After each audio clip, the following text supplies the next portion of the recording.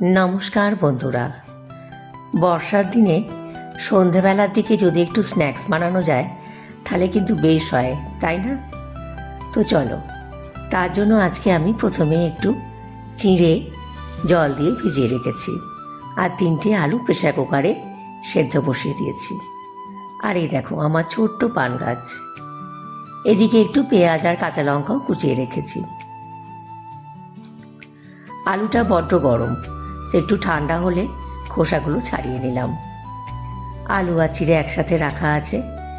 এই দেখো নাগচম্পা গাছ, অনেক ফুল হয়েছে কিন্তু।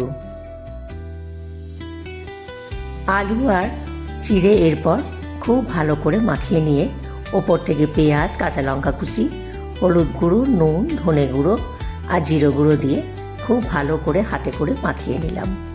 আর এরকম চ্যাপটা চ্যাপটা করে নিয়েছি। এরপর কড়াইতে তেল দিয়ে ওটসটাকে হাতে করেই একটুখানি গুঁড়ো গুঁড়ো করে নিয়েছি।